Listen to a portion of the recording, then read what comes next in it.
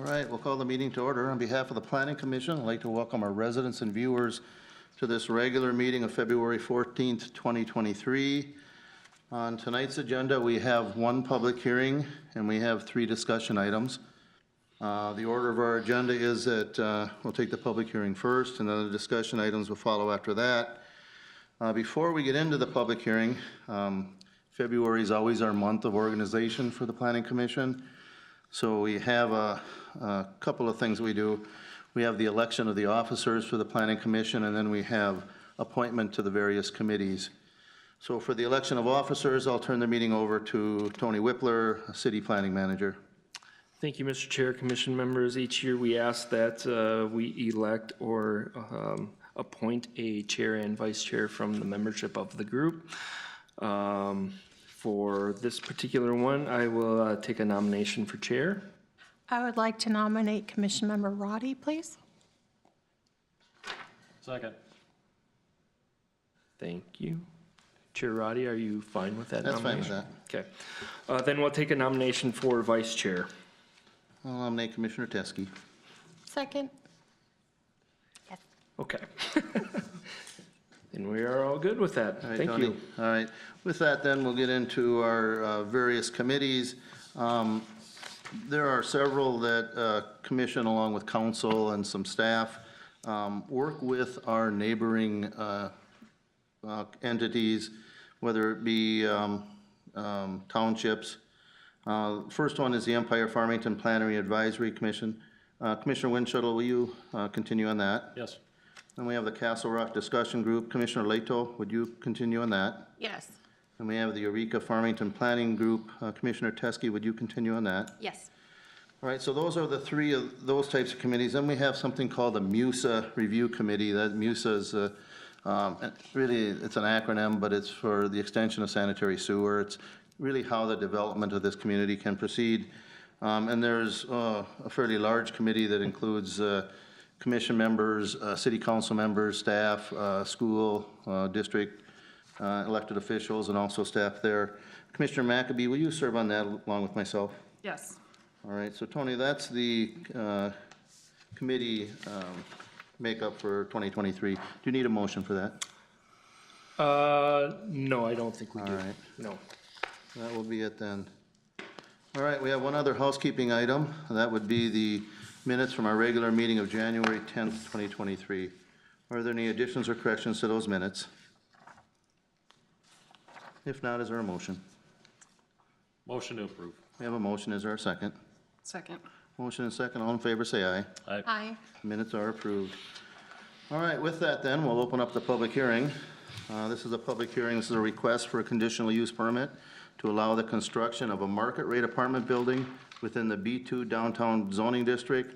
This is a continued public hearing from our January meeting.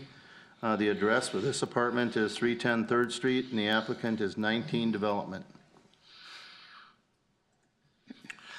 I am going to change this up on you a little bit, and I'm actually going to do a PowerPoint presentation All right. for you.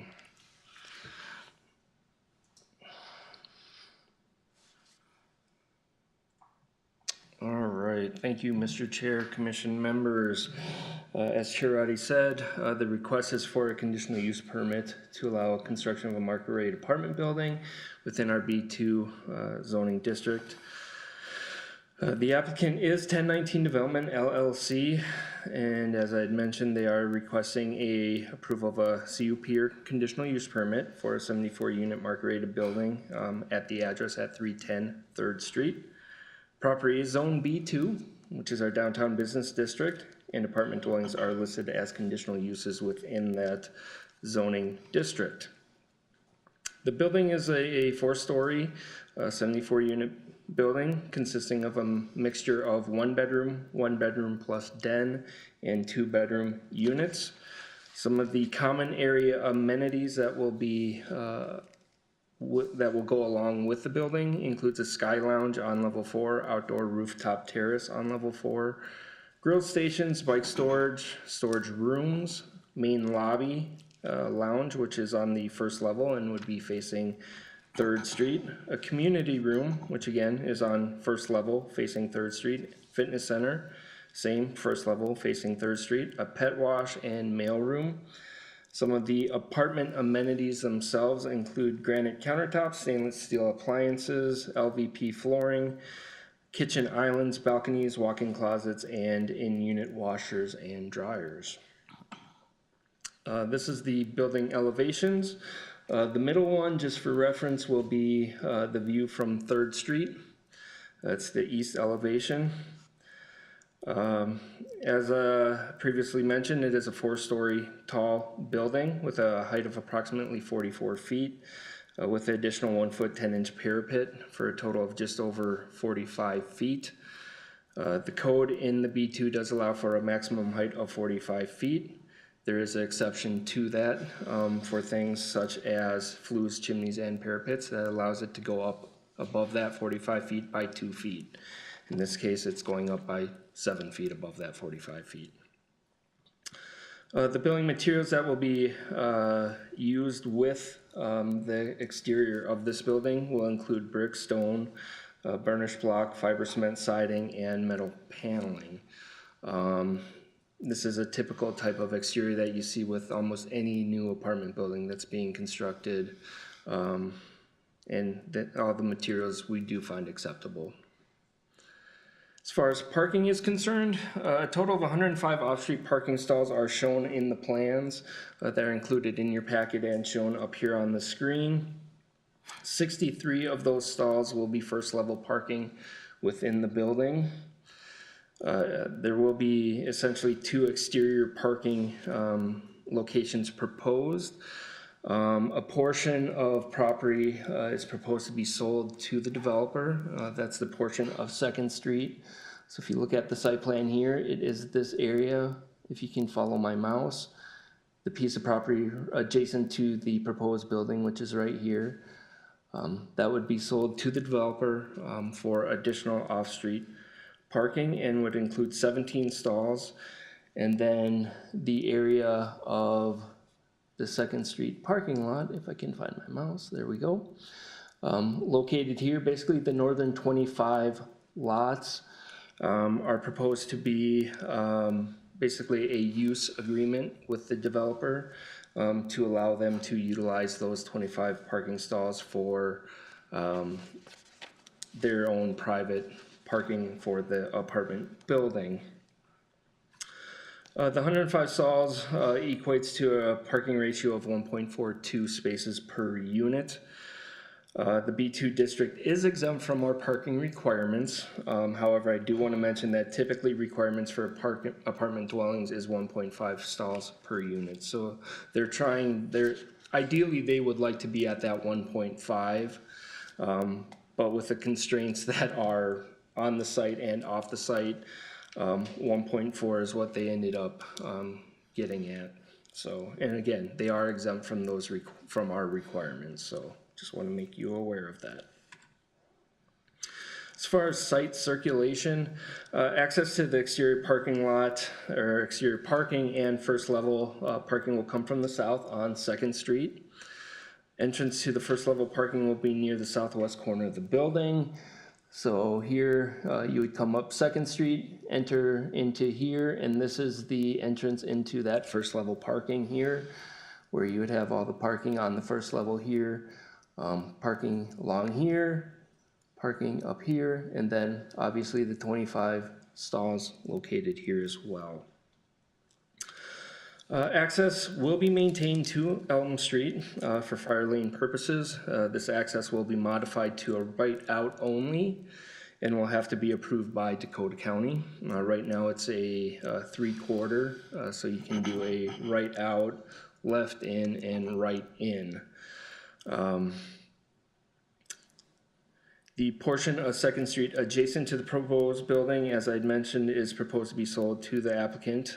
This would require a waiver of plat, a lot combination, and vacation of right-of-way. I do want to mention that 2nd Street that we have here is not currently dedicated right-of-way. It is just a lot of record with a standard PID number. However, after conferring with our city attorney, they did advise us to go through the vacation process, being that that property has been utilized as roadway for 20, 30 years, and to make it official to at least end that title, if you will, at least through the portion that the developer's looking to buy. So the vacation only goes from Elm Street to basically the walkway, if I can find my mouse, to this location right here. So it does not affect anything south of that, or won't affect anything south of that. So the public hearing for the vacation right now is scheduled for March 6th. That would be held at the city council meeting. So it has been noticed as such. So that is the date for that. The use of the portion of the existing Second Street parking lot, the northern 25 stalls for private parking will require a use agreement, as I had mentioned, be entered into by the developer. This will also require a maintenance agreement to be established for that portion of Second Street parking lot, as the city will still retain ownership of that parking lot, the existing one. It will just be a use agreement that we'll enter into for them to utilize those 25 stalls. An access easement through the property to be acquired, so essentially that Second Street property by the developer will also be necessary to ensure the public access to Elm Street for a fire lane and the southern portion of the existing Second Street parking lot that will remain public parking. Being that the only entrance into the Second Street parking lot would be through the property that they are looking to acquire, that is the reason why we need that access easement. As the commission is aware, there are 6 criteria for approval of a conditional use permit that I have outlined here. Staff feels that all 6 criteria have been met with this particular application. I won't go through those unless you would like me to. Therefore, the action that is requested this evening is to approve the conditional use permit to allow the construction of a market rate apartment building within the B2 Downtown Business District on the property address as 310 3rd Street, contingent upon the following. Number 1, satisfaction of all engineering comments. 2, submission and approval of all building and fire permits deemed necessary to establish the use. 3, vacating the portion of Second Street to be conveyed to the applicant. 4, approval of a waiver of plat to split the portion of city-owned property off in order to be conveyed to the applicant. 5, a lot combination must occur with the portion of city-owned property to be split and conveyed with the 310 3rd Street parcel. 6, an access easement and maintenance agreement shall be entered into, allowing public access through the property to be conveyed to the applicant for both public parking in the southern portion of the Second Street parking lot, along with providing access to Elm Street and outlining the maintenance responsibilities for exclusively used area of the Second Street parking lot, respectively. And then last, number 7, the connection to Elm Street and all improvements in county right-of-way will require county approval. All right, thank you, Tony. There are several representatives of the applicant. Would you like to add anything to the staff report? No, I think that's pretty complete, but we're here to answer any specific questions you have about the project. Okay, if you'd stay available then, and if there are any questions that they want you to answer, will you please come up to the podium? I appreciate that. This is a public hearing. Are there any comments or questions regarding this CUP request? Pam, you want to come up to the podium, please?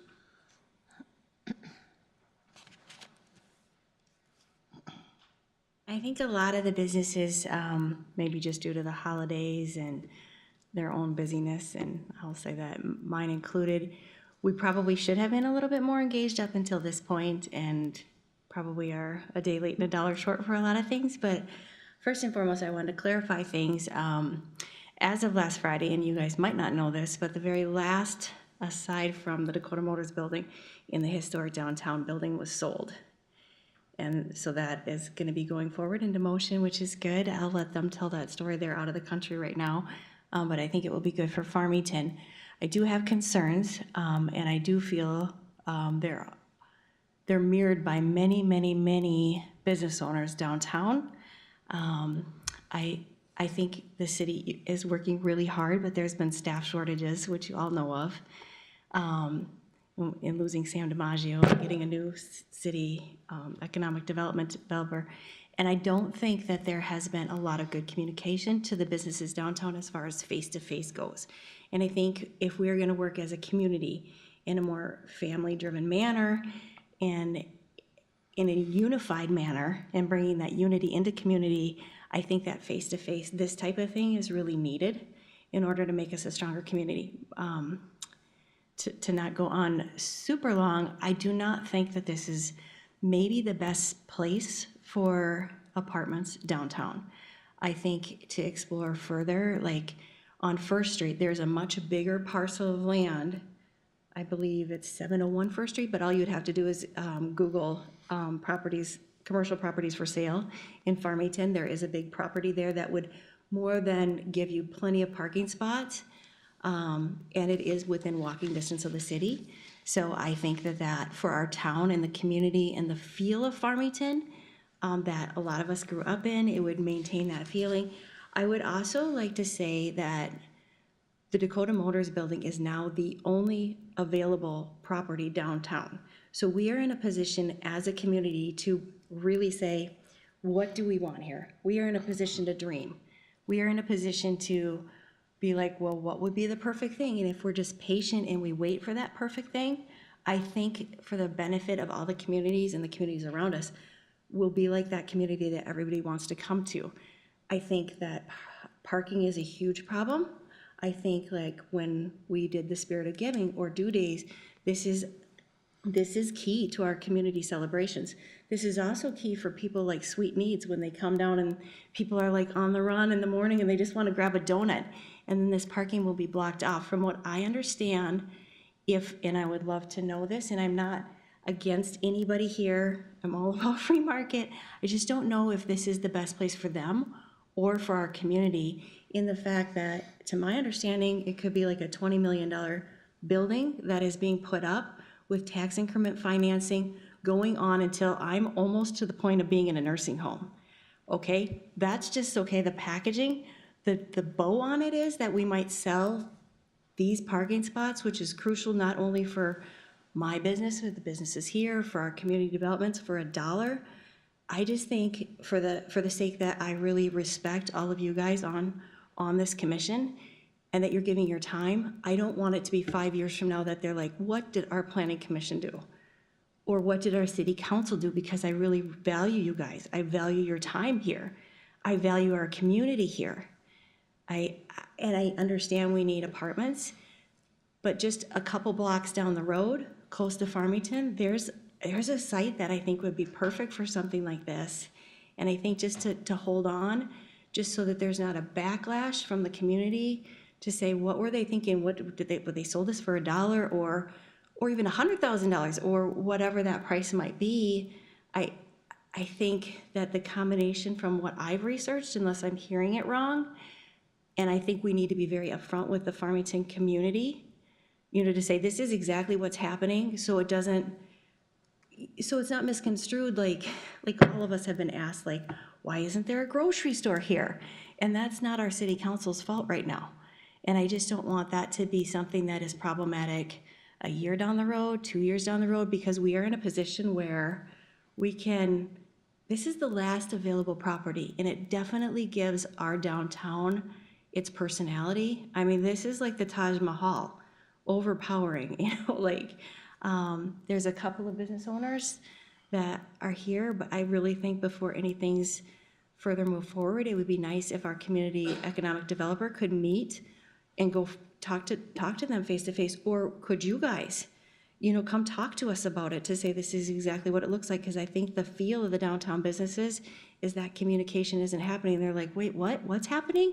And I know, that is not fully, we understand, you're doing a great job, but sometimes I think we just need the human element to that and to just really explain everything out for the sake of everybody. So I would just ask you to consider that. I'm not against any certain company or anything like that. I just think maybe a little more thought process could go into it. All right, well, Thank you for Pam. your time. Sam, and I appreciate you coming to both open houses that the city had a couple months ago. Appreciate that. Anybody else have any comments or questions regarding this? See,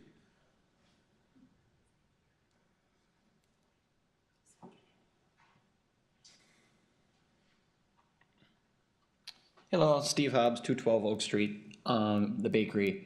My biggest concern, when actually Pam brought it to my attention a lot more because we were crazy busy for the holidays and 2 locations, but the flow of how Farmington runs.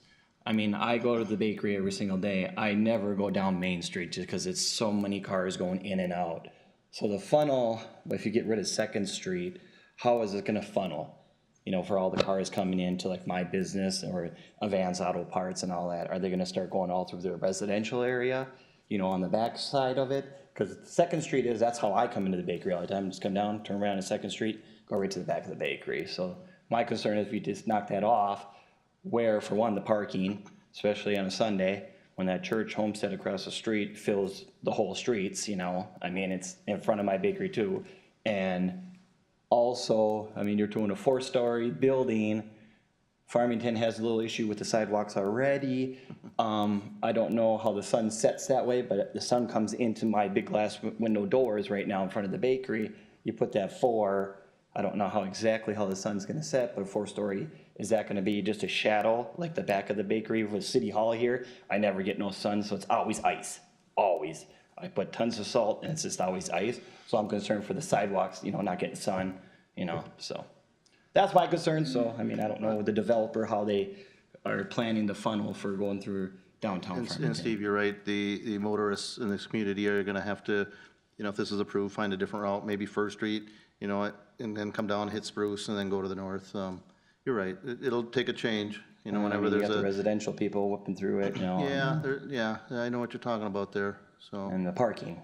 I mean, the parking's a huge issue, you know, so. Yeah, Especially you know, when it they're not snows. taking the whole Second Street parking lot, the proposal isn't that, the proposal Okay. is to leave the southern half. But then you just can't come through that way, so you have to come through the back way. And that's, you know. Exactly, you'll have to, reroute traffic, no doubt. So that's Okay. my concern, because I mean, I'm assuming you should put one of those things and see how many people flow through that intersection when they turn off of the main Yeah, Elm yeah. Street. So, All right, thanks, Steve, yeah, appreciate thank it. you. Other comments or questions?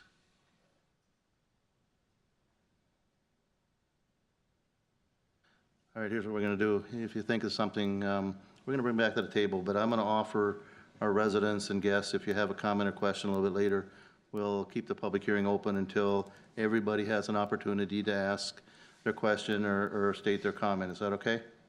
All right, we're bringing it back. Commissioner Teskey. Yes, thank you. Thank you for the presentation. I think it looks really good. And there's a lot of pieces to this, obviously, as we start to look at it and working through the process and maybe moving forward. I think we all understand that this is a huge gateway to our downtown business district. And I don't think we thought it would be an apartment building. And, you know, we'd all love to see retail at the street level, which we won't see if in this instance. However, it is life being brought to downtown. So with that, I think it's a great project to look at. I do believe we will have some parking issues and concerns, and I'm wondering if, and when we look at that, as we look at the community as a whole, if there's a better way to sign for signage and call out signage differently than we have in the past. So, I mean, those are my biggest concerns with regard to this project. But overall, I think it's a good-looking building. The use materials on the building look great. I think it'll brighten up downtown a little bit and kind of put a new edge and a new spin on it. So, kind of looking forward to it. Thank you, Chris. Commissioner Winchell. Yeah, just a couple concerns. Tony, the 25 parking stalls, is that the portion that there'll have to be some sort of agreement with the city for maintenance? There will, yes. Yep, so, And so it's my understanding that those 25 parking stalls are only for residents of the building or for? that would be correct. There would be use agreement for these 25 stalls right here. So I guess my concern is those 25 stalls, if we're having an agreement to maintain them by the city No, maintained by the building? developer. Okay. All right. 'Cause Right. that's where I was caught up. I was gonna be concerned if we're maintaining a road that the city has no use of. That would be the responsibility of the developer. That answers that question. No, obviously, I value all the businesses in town. I appreciate what they do for the community. And I truly do echo the concerns that there is gonna be a parking issue. And I do think that somehow the city does need to address and communicate where these open parking lots are now and places to park. I do think that that is an area that they lack in, is the communication with the businesses. This big building's going in and all of a sudden you're losing lots of parking spots downtown, and you know, the church itself is busy on a Sunday. So I do have concerns on that. To echo what you're saying about the development, the building, I like the fact that it's coming here. I think it's a great benefit to the city. But I do think if we do want to be patient, we also have to be concerned what the future holds. You know, there has been developments and projects that have been in place that never got developed, and, you know, look where we're at now, there's nothing. So I think we have to jump on the opportunity when it presents itself. I think the building looks good. I think it'll attract a lot of people to downtown, but I do think if we wait, there is a potential to lose out on something good that we have here now, and you know, I don't want to necessarily predict the future either, so. Sure. I would like to say that when I renovated my building in 2020, which is just a couple years ago, at that point in time, 1/3 of our downtown was a ghost town. And I have the photos to prove it because I was here many, many times before you guys. We are on a boom. We are not going to have a problem filling that spot. I think patience would be just to say, you're not going to increase your taxes on it anyways if you're giving tax increment financing. To me, this is a no-brainer. And I know you guys feel like it's a good project, but you have not gone down and asked these businesses, every single one, and say, okay, if 90% of these businesses do not feel like it's a good idea, then maybe a pause would be good. And that has not been done. You know, if 90% or even 80% of the businesses are like, man, we just don't feel it. We're not feeling what you guys are feeling. We're the ones down there. These are our neighbors. I'm begging you. Our town is, our city council is reeling from the whole grocery store issue. We need more unity in our community. If we're pushing through something that, yes, I would agree. In 2020, when I was doing my project, 1/3 of the town was like literally a ghost town. We are no longer facing that problem. We are facing the other problem. I have a very tiny space in between the Fletcher building, which is a historic building in downtown, and Karen's building. Repeatedly, I have been asked this year to rent that space out, and it's just tiny. The pressure on me to rent at this point for commercial development is crazy. I mean, I've talked to Deanna, the new economic development person about it this week. I've had a draftsman in there this week because I get asked all the time.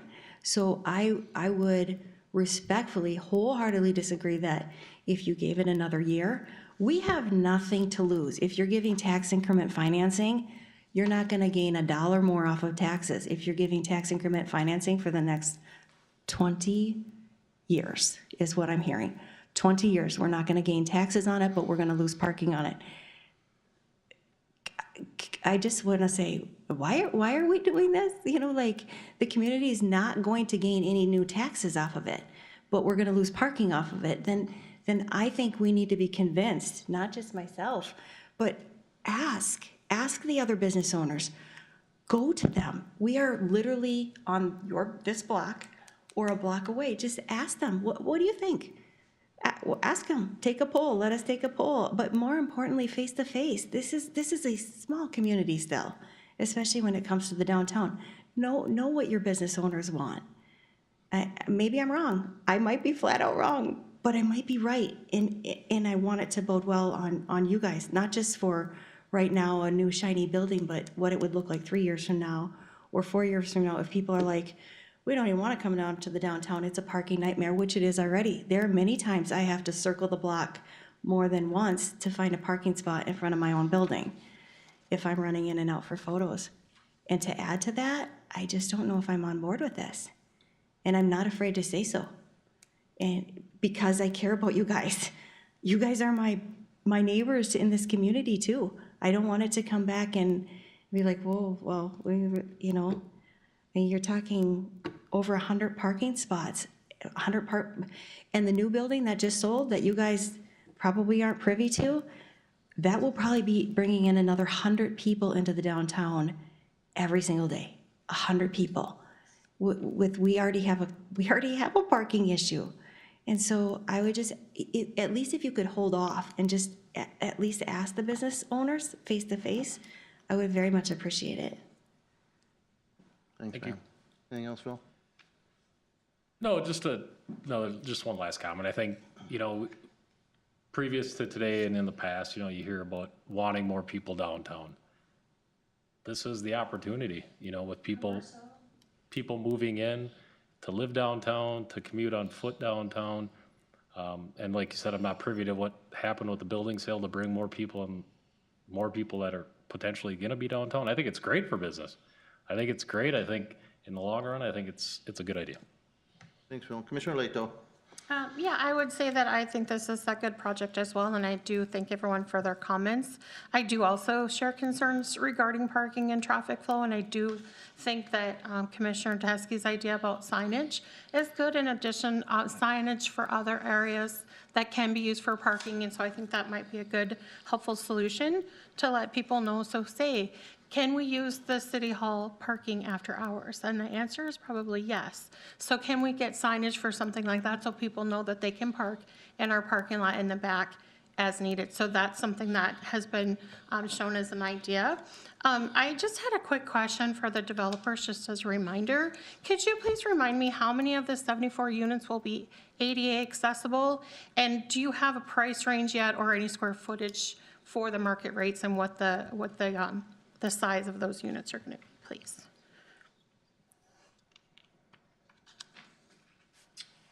Good evening, Planning Chair and members. Greg Hayes with Ebert Construction here, 1019 Development. To answer your question, specifically off the top of my head, we're required by code to have a certain number of ADA accessible, and they will be meet that code, and they have been outlined in the concept plans and will come through the permit plans to meet that requirement.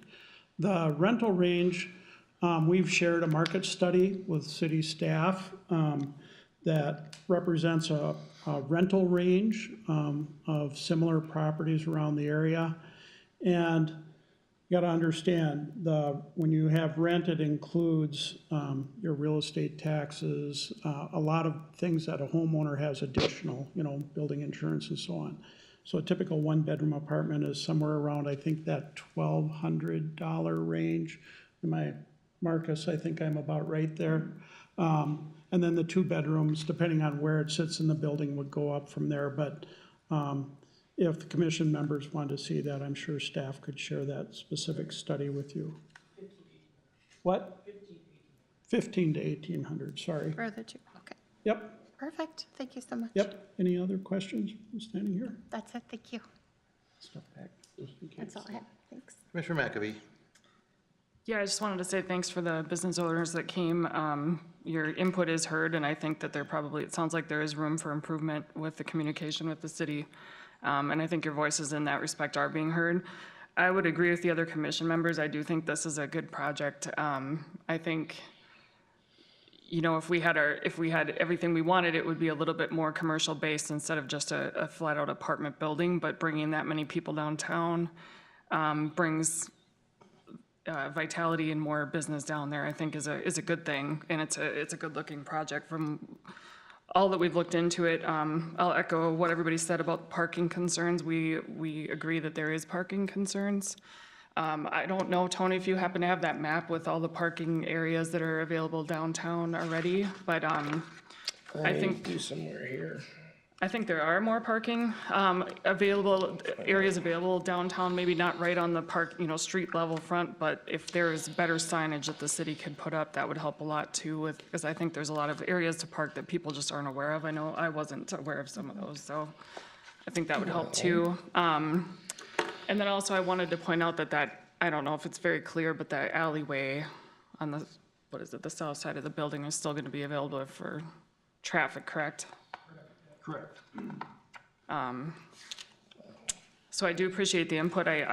Overall, I think it's a good project, though. I think it looks good.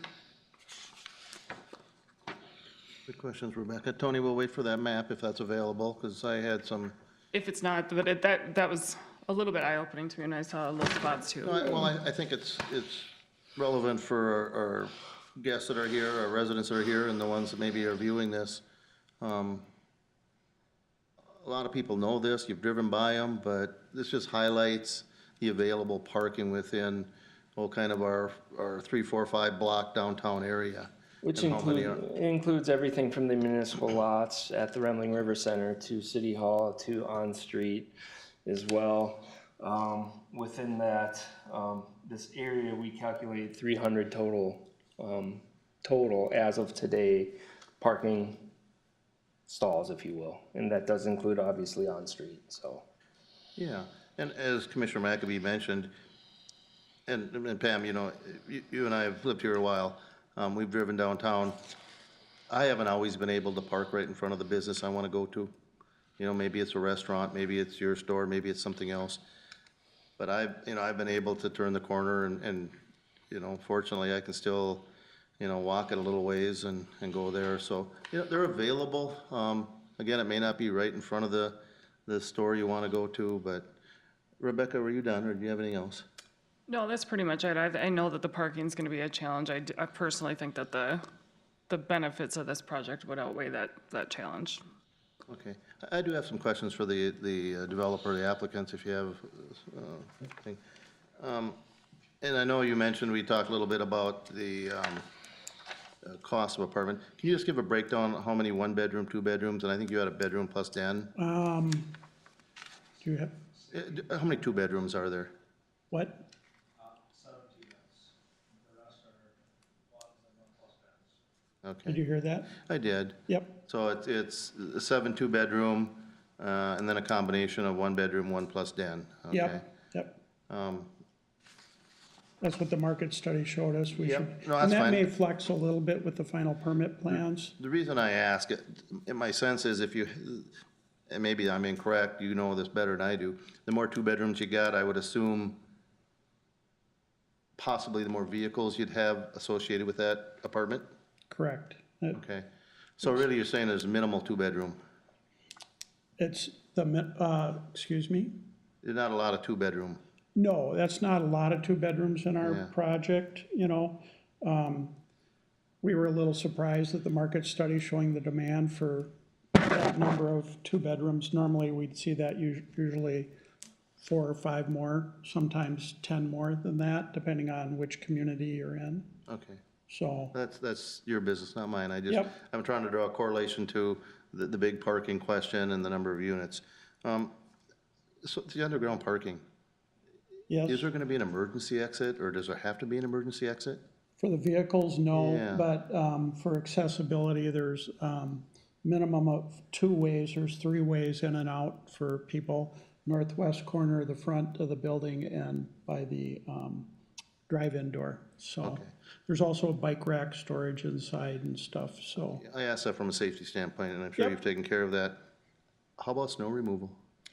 That's a challenge always on every apartment project that involves a lot of times hauling and loading snow out, and disposing of it, working with the city. Is there a common space that we can dump and let snow go? If not, it'll go somewhere else and get deposited to melt. It's just a downtown district issue. Yeah, I mean, our city and whoever else that helps, they do a great job clearing the streets, and I think your tenants will appreciate you doing a good job for them. But who will manage the apartments? We haven't picked a management company yet, but we'll probably lean towards a couple of them we've worked with before, all located on this side of town. There's always a manager on site, you know, during the day.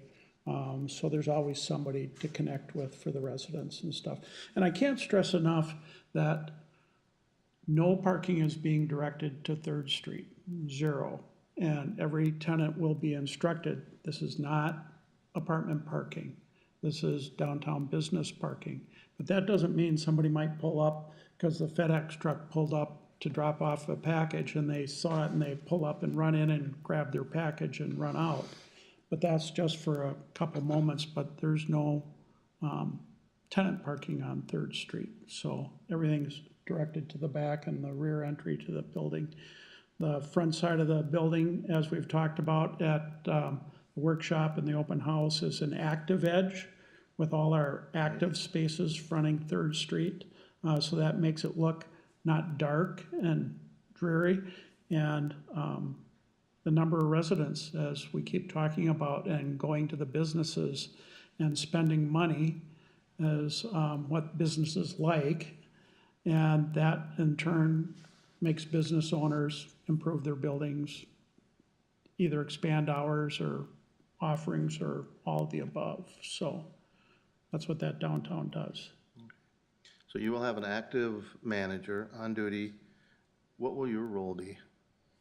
Our role? Your role, yeah, the company's role. The company's role is the owner. Yeah, So our role, our company is we're also a general contractor.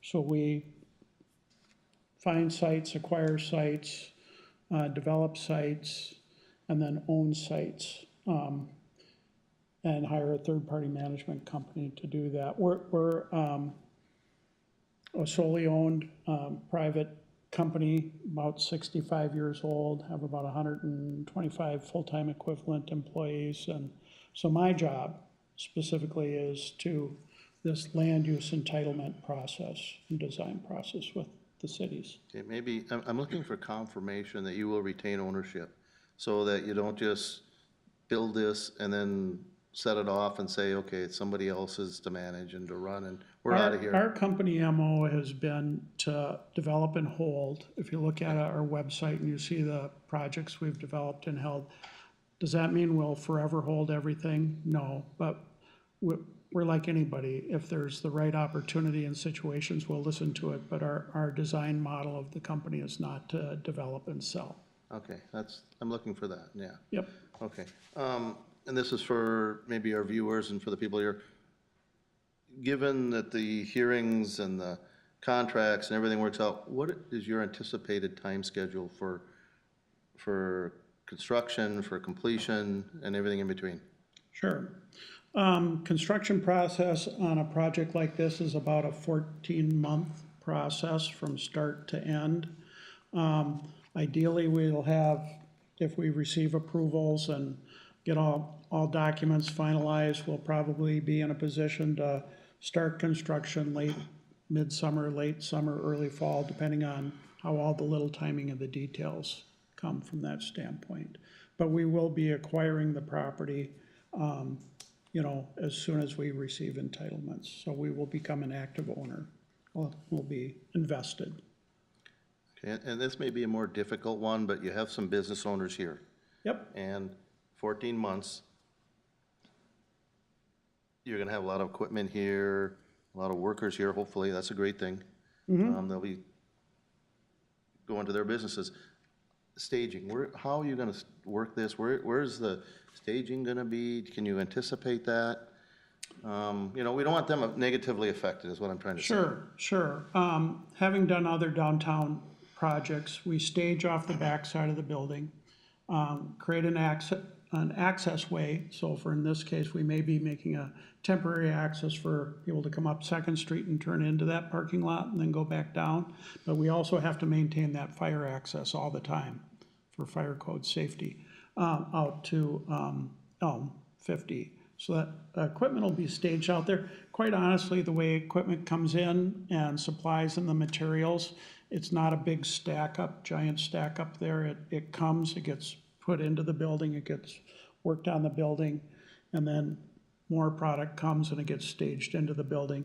Usually the biggest ones that people see is when they're getting to the point of putting sheetrock in, because they bring a crane and bring it in the patio doors of a unit, you know, in the upper level, and that's on the backside and goes all the way through and stuff. And then dumpsters are on the backside also.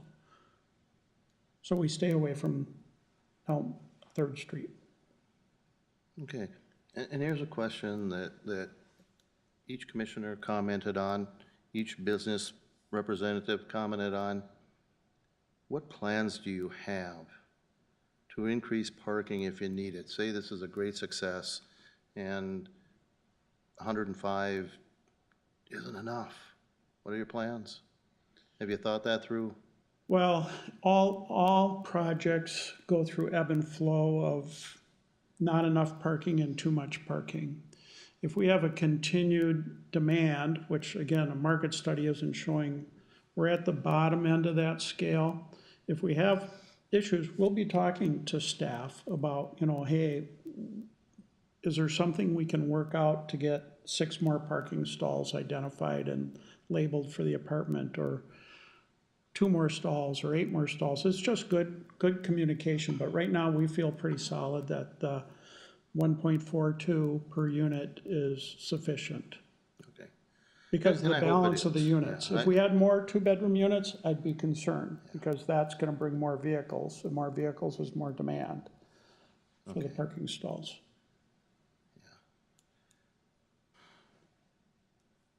Yes, sir. You come up to the podium, please. Pardon me? Come up to the podium. Sure.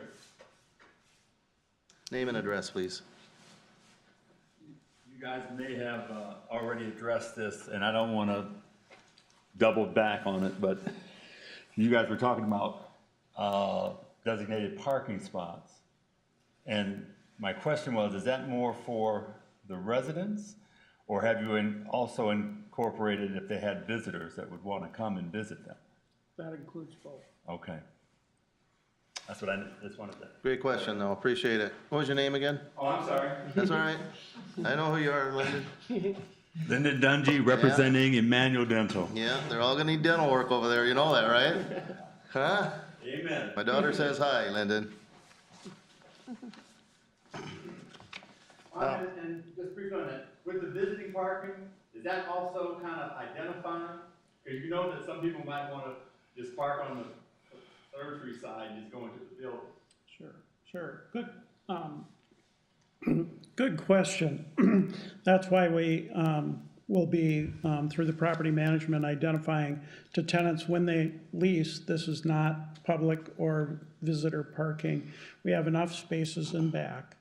We don't sign the spaces. This one's visitor, this one's, the only ones that are signed are the handicapped ADA accessible stalls as required. So there should be a spot for everybody who wants to come, so. You know, Dr. Dungy's office is right across the street to the east, so I can see his concerns there. And, you know, part of the discussion that staff and the council and the commission had recently was there may be need to look at additional signage, as others have talked about here, not just for here, but within the community. And maybe just to better explain, help the people that are driving around where they can park, where they can't park.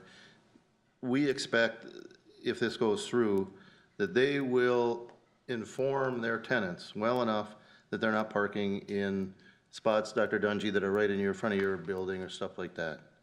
So I know the city, maybe, Tony, needs to step up their game a little bit on the signage, which we talked about. Not a big deal. I mean, we can certainly do that.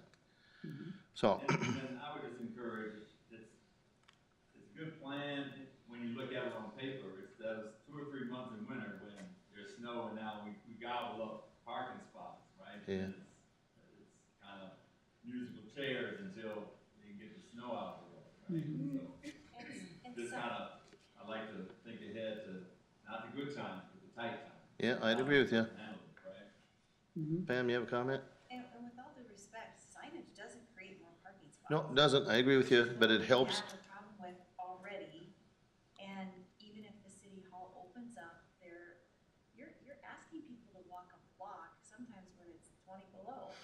It creates awareness, though. And when we pulled out that parking map, I had no idea that there were so many spots available. Which is a wonderful thing that underscores what I'm saying. Farmington doesn't know, and truthfully, we already have a parking situation. We do, and I know where every parking spot is. You do. I didn't know. When I come to downtown, I will know where I can park, because if the spots where I want to park are full, I can go somewhere else. So I'm not opposed to walking. And I actually have a private parking spot in the city parking lot, and they're still sometimes full, because those are ebb and flow for a whole group of people. So right now, we are on a parking shortage, and it's adding to that problem. I think there needs to be better communication to the business neighbors. Just say, if this is such a good idea, then you're gonna hear it from everyone up and down the block. I think that there just needs to be better communication. For your sake, you know, because if it's not as good of an idea as you think, I think it will be mirrored when you go talk to those businesses of how does this make them feel? When everything is put on the line, when tax increment financing is put on the line, when what that parking might be sold for is put on the line, and the same deal isn't offered to all the other businesses. Do you hear my heart in this? I do. For your sake, I hear not you. just for the community's sake, but for yours as well. Steve, did you have something else? Come on up here, please. I'm sorry. Our viewers can't hear through the microphones if you're not right here at the podium. I'm always brainstorming. So, I mean, Alright. the biggest issue, I mean, I think it's a great development, it's gonna be for people coming downtown, is parking. So, I mean, we could work with the developers. I mean, they're gonna do a parking garage. Why don't you expand it to the whole city hall, put the whole thing all the way up, and open it up to the public to park there too? And they'll have their more parking, because how many is gonna be left open? I mean, city could work with them to get some funding to expand that whole parking line where you could go in and share it with the community. Yeah. I mean, or the city could build a I parking mean, ramp there there are too. Tealeys you're talking about, the elevator. Well, I mean, I'm assuming that's gonna be, what's that, is that the whole, or is it gonna be all underground parking? It's underground underneath their building. And then that would be. It's just gonna be open where it's at, so it's not gonna be like a parking garage where, Correct, correct. that's something that they can think about for parking. They can build a parking garage where it's 2 level, I mean, it's already gonna be level with their building. Just a suggestion, how's this thinking? Appreciate it, Steve. Thanks. I mentioned I'd give everybody an opportunity. Did everybody get their opportunity? Yes. Karen Wisdorf, 341 3rd Street, Town Sports. My concern also is parking, but in looking at the map that you showed of all the other public parking, I, like Pam, know where all the parking is, and we have spaces for our employees behind the building. But isn't there also a proposed plaza going in for the Rambling River Center that may take up half of that lot in back? And if so, that's gonna cause a lot more problems with the shortage of parking that we have in the front as well. Tony, is that something? We did do a study on that a number of years ago. I don't think that's in any kind of, I don't believe it's in the budget to do the plaza back there. At least not in the near term that I'm aware of. So it's an idea for now. It was an idea. Okay.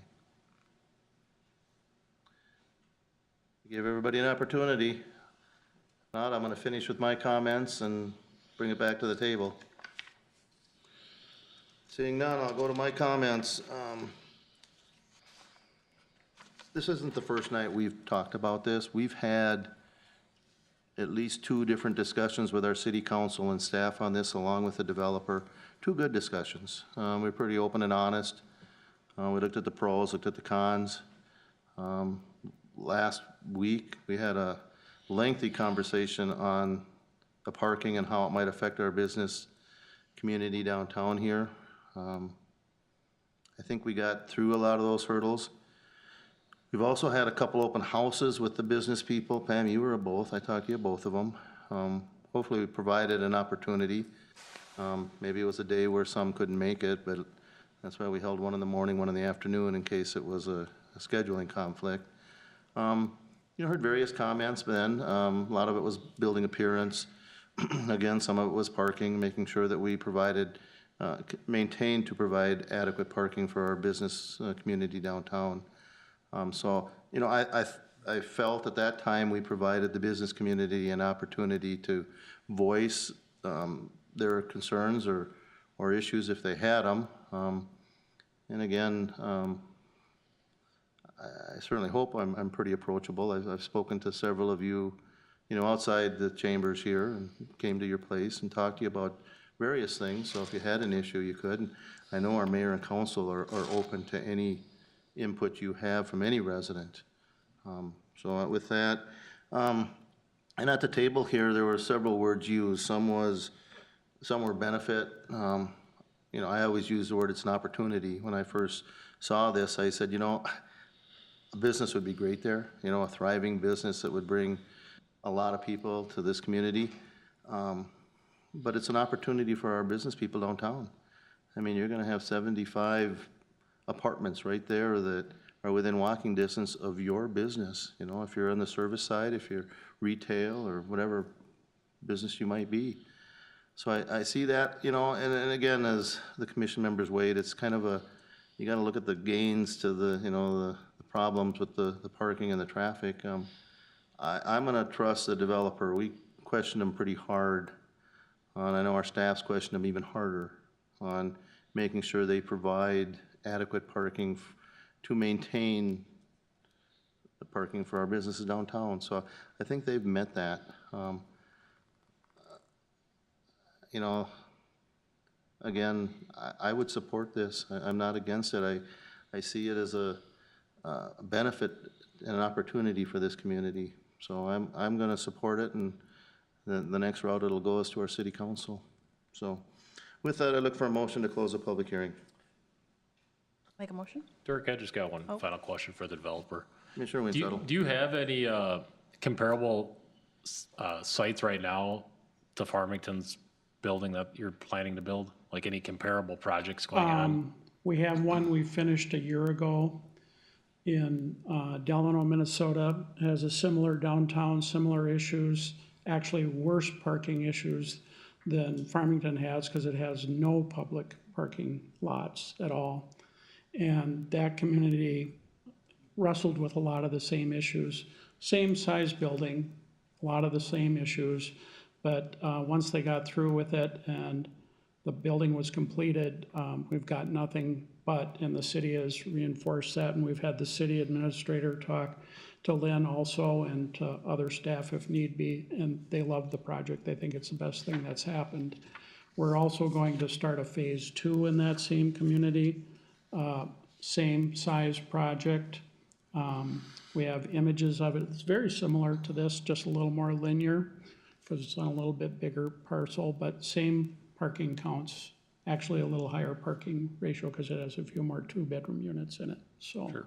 No, I appreciate it, just to give the residents something to compare it to if they wanted to look at it. I think it's important to do that so you can see how other communities balance that, and the business community and that city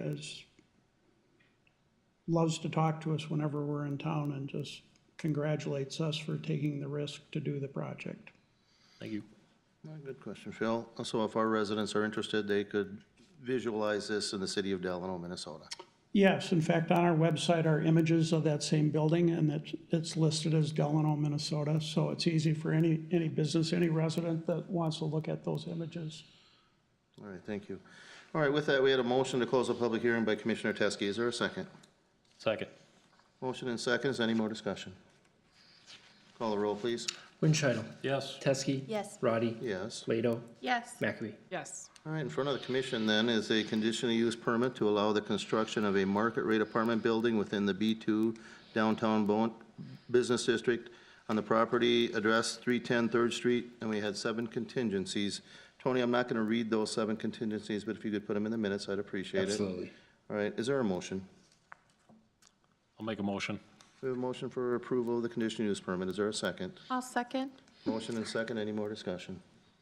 Call the roll, please. Teske. Yes. Roddy. Yes. Lado. Yes. McAbee. Yes. Winchell. Yes. All right, and I want to thank our residents and our business community owners for coming tonight. This is not the last step by any means of this process. There's several steps, and if you want to know more about the process, you can contact Tony Whippler at City Hall, and he'll go through it all with you. Developer, I'll open it up. Are you open to questions if our community has any questions, business owners have any questions? If you could go to the back, and if they want to get your card or name and number, if they want to call you, I'd appreciate that. All right, I appreciate it, and thank you for everybody's time. All right, now we will get done with our public hearing, move into our discussion items. Our first discussion item is the determination of sale of real estate property if it is consistent with the comprehensive plan. Thank you, Mr. Chair, Commission members. Based off of the previous public hearing, this is kind of a continuation of that. Being that state statute does require that the Plan Commission must review the sale of any publicly owned property within the city and determine if that sale is consistent with the city's comprehensive plan.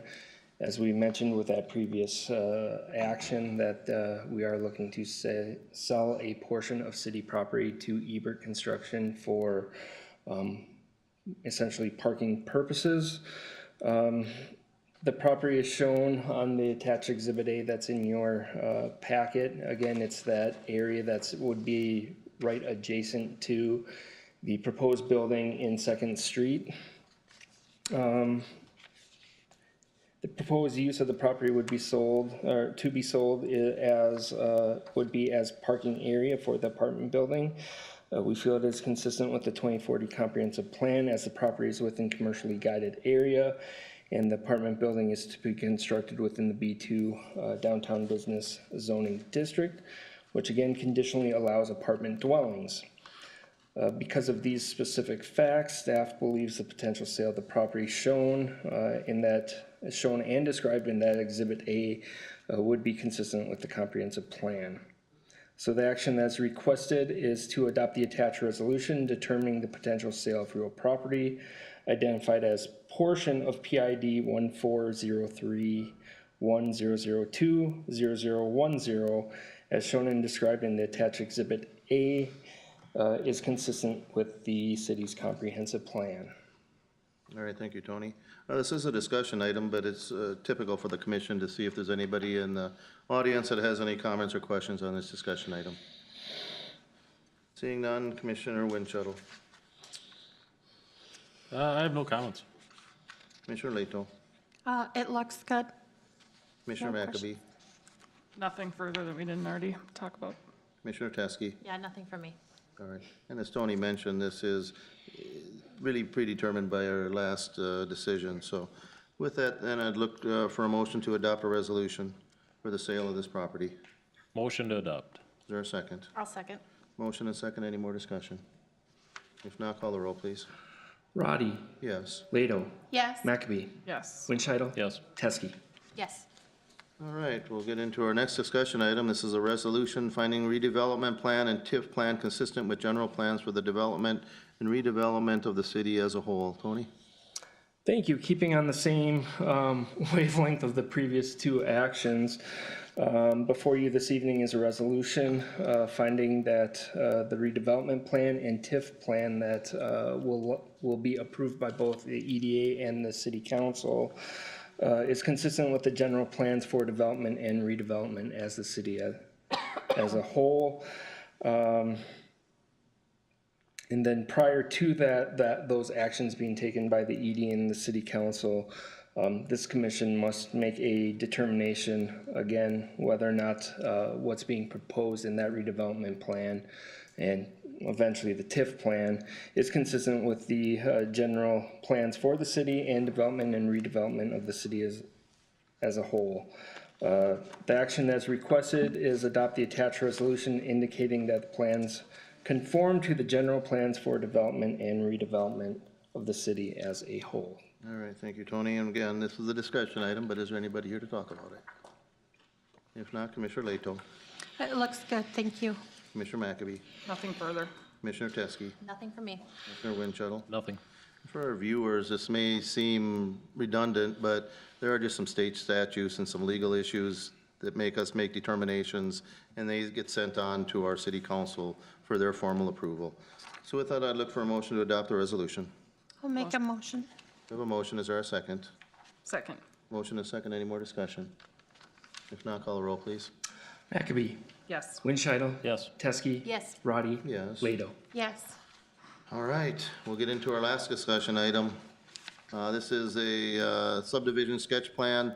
The address is 19927 Akin Road. The applicant is Mr. Jacob Steen.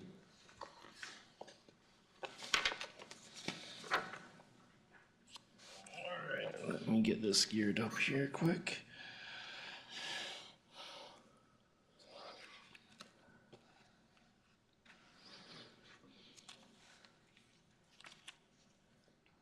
All right, there we go. Thank you, commission members, Mr. Chair and commission members. Before you this evening is a sketch plan for a proposed subdivision of the property located at 19927 Akin Road. The property contains 2 parcels as shown on the certificate of survey in your packet and up on the screen. The current property does consist of two parcels. They're labeled as parcel 1 and parcel 2. Parcel 1 is essentially the southern, or would be the western piece here. And parcel 2 is this piece right here where the existing homestead and accessory buildings are currently located. Parcel 1, again, that would be this parcel down here, is 3.24 acres in size, heavily wooded with steep slopes. It is has a legal description of Outlot D of Vermilion Grove subdivision. It does abut wetlands in the Vermilion Grove Park to the west. Parcel 1 has no access or direct access to Akin Road. Parcel 2 is the one that is adjacent to Akin Road, is 7.59 acres and is also heavily wooded. This parcel abuts Parcel 1 again to the west and Akin Road to the east. Parcel 2 does have direct access to Akin Road and, as previously mentioned, contains a single-family home with a detached garage. The site plan that is in your packet and shown here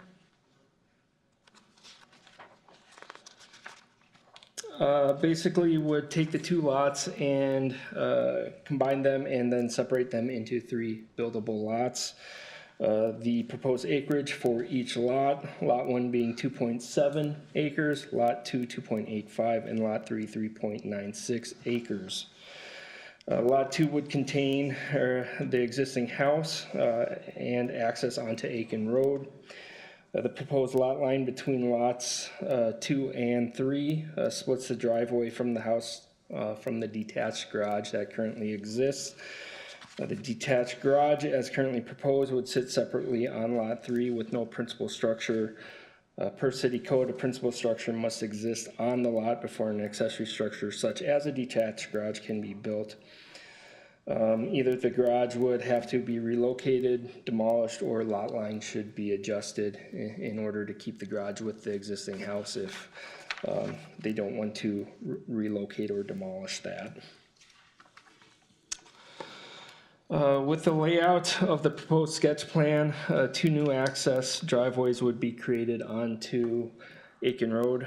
Staff does have some concerns with adding additional driveways to Akin Road. We've heard in the past about how busy Akin Road is and adding additional driveways. We've always tried to condense those or where possible even share driveways.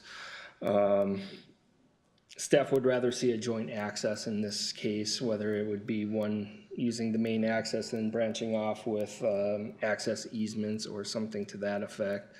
I think that would be more agreeable to our engineering department if they do go down that road and proceed with a preliminary and final plat.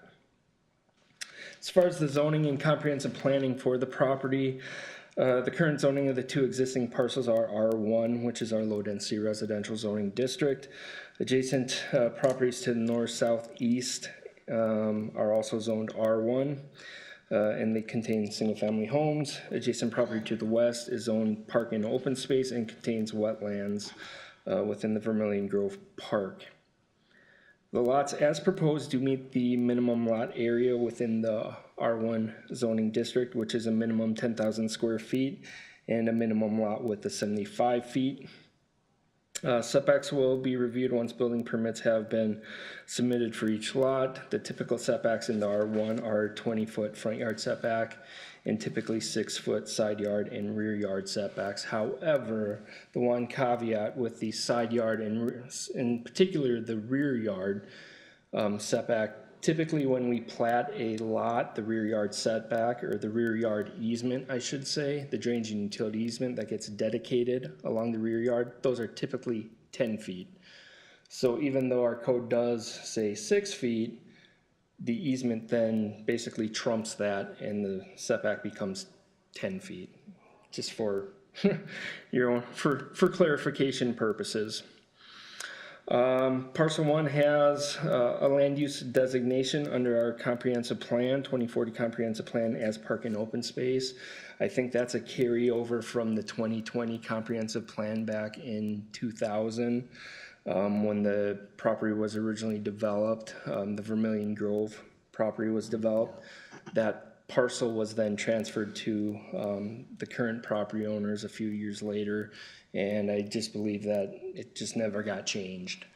But with that, if they do go ahead with the proposed subdivision, a comprehensive plan amendment would be appropriate and would be needed in order to change that to a low-density residential category.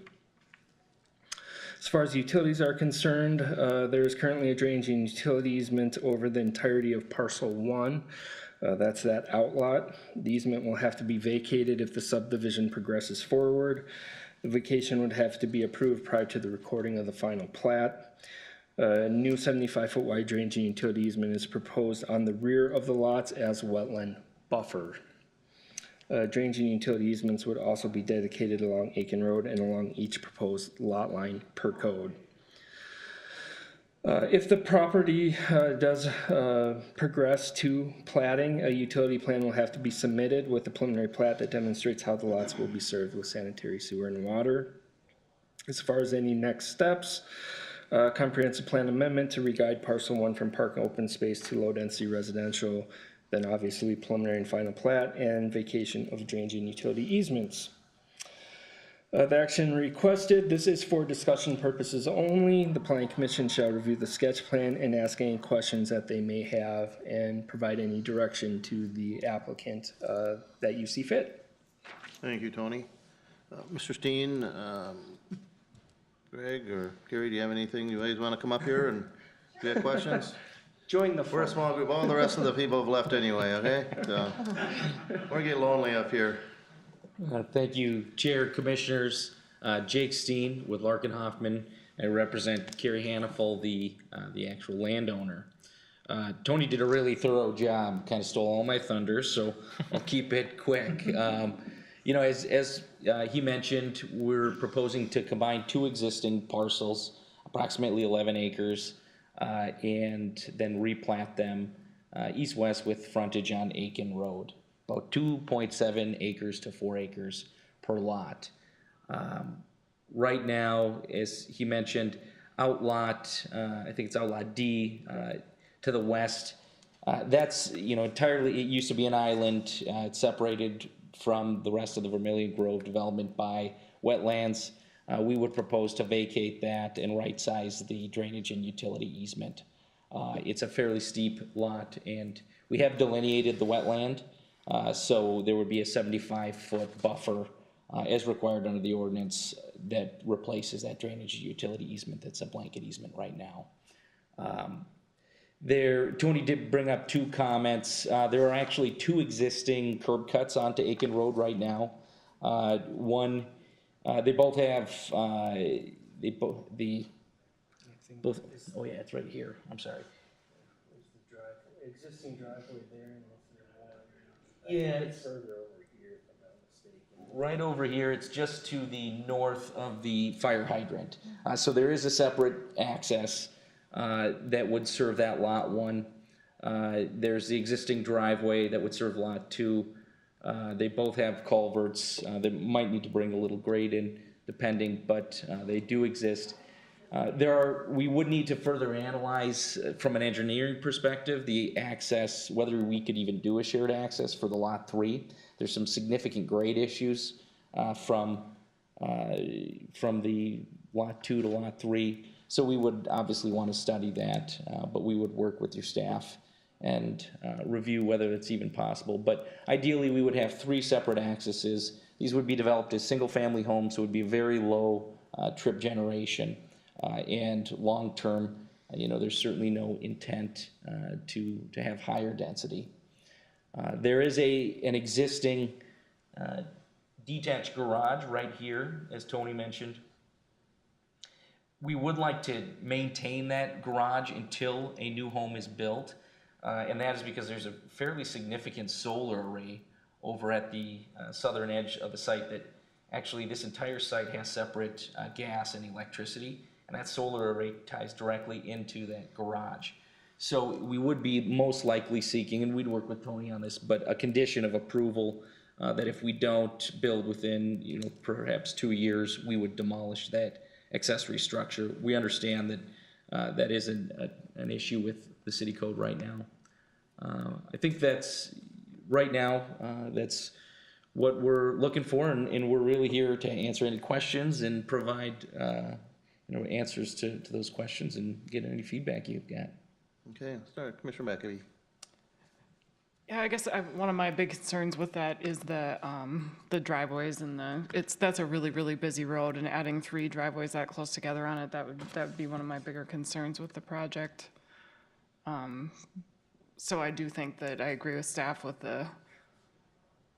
depending on how the engineering works out, and having one access point to those lots would be definitely preferable.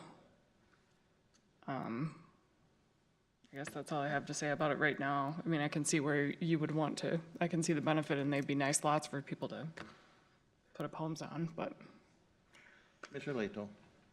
I would say I would have concerns about the driveways as well, and that's a dark road as well. It's not very well lit. I actually had a deer run into my car coming down the hill by the church. Wait a minute here. This is the second person I've heard. The first one was my wife, where she didn't hit the deer ran into her. I'm serious. My wife said the same thing 30 years ago. Well, this was maybe. I'm kidding you, I'm kidding you. This was We maybe used to fill our 5 years freezer because of these people. The deer was fine. I was terrified. My only questions would be, I'm curious, on the wetland buffer, do we know if there's what flood zone that is there by any chance, just for insurance It's not in purposes? the floodplain. Okay, But that is a protect wetland, so it's a high quality wetland. It's Okay. one of the better ones we have in our community.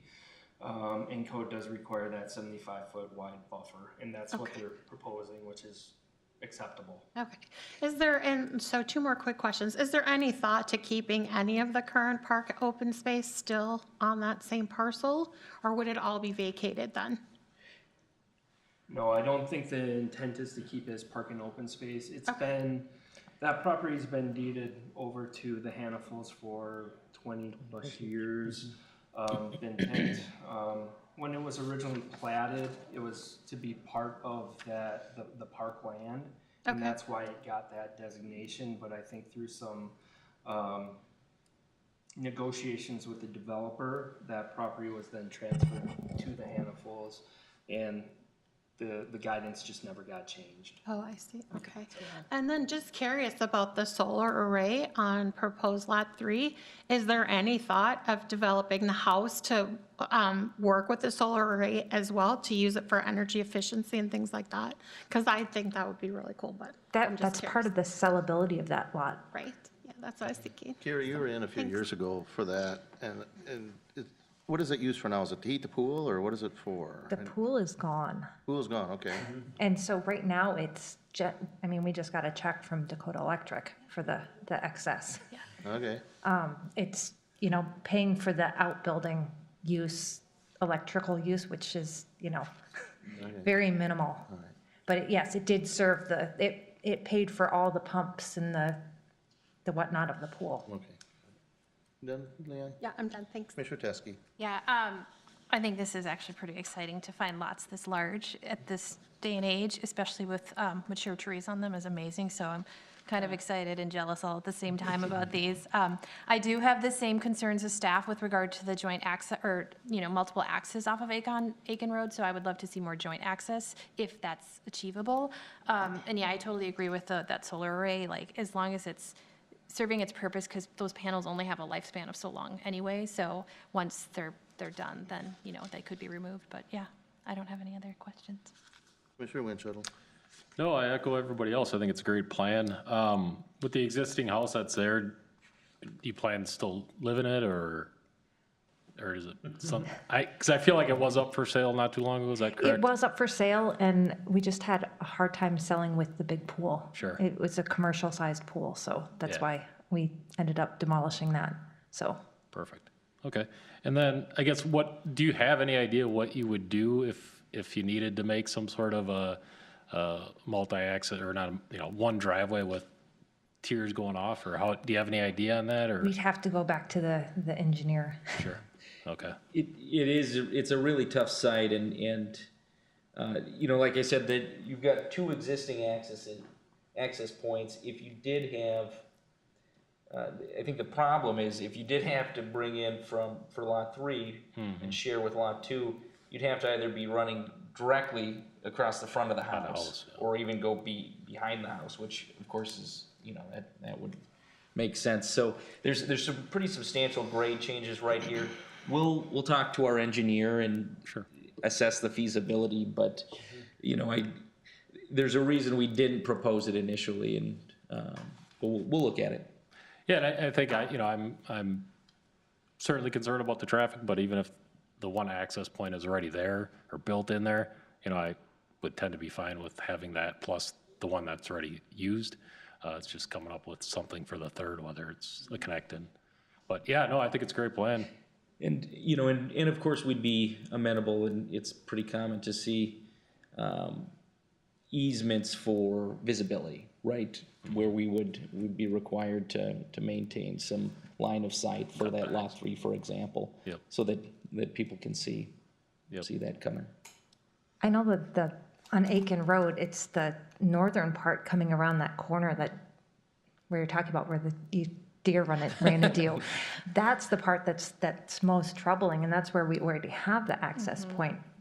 Further south, close to the Olsons, that area is right before the driveways get really dense, with all the driveways there. Where that stretch of Akin Road, there's really not a high density of driveways there. It's further south that increases. Yeah, there are actually a couple of different corresponding driveways on the east side that we could certainly line those up with, and that would obviously be the intent. We don't want to make it too much of a zipper effect of driveway accesses coming in. Nothing further. All right, thank you, Phil. Mr. Steen, are you a land developer? I am not. I am a zoning and land use attorney and a recovering city planner, believe it or not. That would have been my second question. But he's not for hire. You're from Larkin Hoffman, that'd have been my next question, so. So you got other engineers that you're working with, and I know Greg and Carrie had been in here a few times, and I know Greg from back, I'll age myself, last time I was in that house, the debates on. Debates were in there. Yeah. Okay, so That's a it's long been a time while. ago. Yeah, I used to hang around with Nancy, so, anyway, I know you've had some iterations, looking at what to do with this property. It's a big piece of property, it's very wooded. I'm familiar with it. I lived for 30-some years just to the south of you. Walked over the bridge over the wetlands. I don't know if that's still in good shape or not. But, I know it's been troublesome. You've had some different, like I said, iterations. Hopefully you can work something out here. There's going to be some city ordinances that, Mr. Steen, if you were a developer, I was going to say you're going to need to work with Tony. But some on the staff are going to need to.